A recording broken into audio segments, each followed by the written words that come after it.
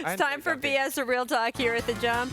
We give you quotes. You can give us emojis. And our first one is after questions surfaced about how Zion feels about New Orleans getting that #1 pick at the draft lottery. His stepdad, Lee Anderson, went on Sports Talk Radio in Baton Rouge to clear things up. This was just earlier today.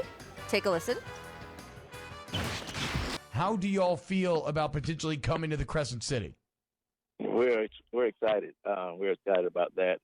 One thing that Zion has always been taught: you accept the things that you can't change, you change the things that you can change, and this is one of the things that he had nothing to do with.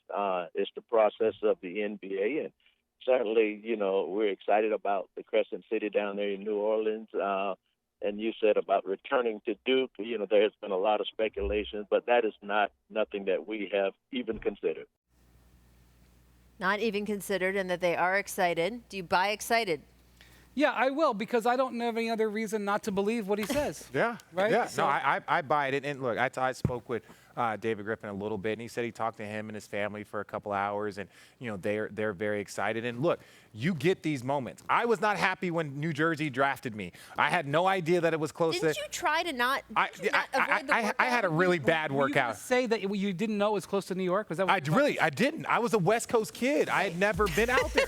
I kid you not. I had never been out on the East Coast other than my workout. I had no clue. The only thing I ever played in, I'd never been to Jersey in my life except for the workout. And the only thing I ever played in was the Madison Square Garden, the preseason in IT. That was all I knew. I'm from LA and Phoenix. Can we show the desk here, please? Did you get educated? Brian has I got educated quickly, but I had no idea. I didn't want to go there. Were you using Kyrie Irving's Book of Math? I had no idea. I just didn't know. And on top of it, the New Jersey Nets had won 26 games that year. I won 27 in college. I was not excited, but I remember it turned being out told great. that you tried to tank your workout with the Nets. I had a sprained ankle, and they had the 7th pick. I didn't think they were going to. I was told you went out the night before. Yeah, that was every night, but that wasn't just that. I went out last night.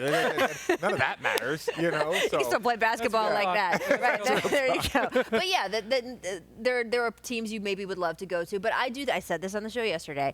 I love the city of New Orleans. He is a Southeastern kid. I think he is going to like the city of New Orleans. Alvin Gentry is a player's coach that every player I know who's played for him has really liked. David Griffin, you can speak to, Richard, as someone who knows how to run an organization. They have changed the training staff there, which was a huge complaint about that team, that they were using the Saints training staff and they had so many injury issues. So hopefully that will be taken care of. We'll have to see if that training and medical I think most importantly, gets the better. fact that Anthony Davis, the last #1 pick, saying, I want out of here, doesn't appear to have influenced Zion saying, I'm okay with going there, which I think is the most important thing. And I think his comments, his stepfather's comments, should relieve the entire Pelicans organization. And most #1 picks don't get good teams around him. Right. I'm not saying he's going to have a great team around him, but he's going to have either some young talent around him, some other guys that take a little bit of the pressure off. Everything won't be on him.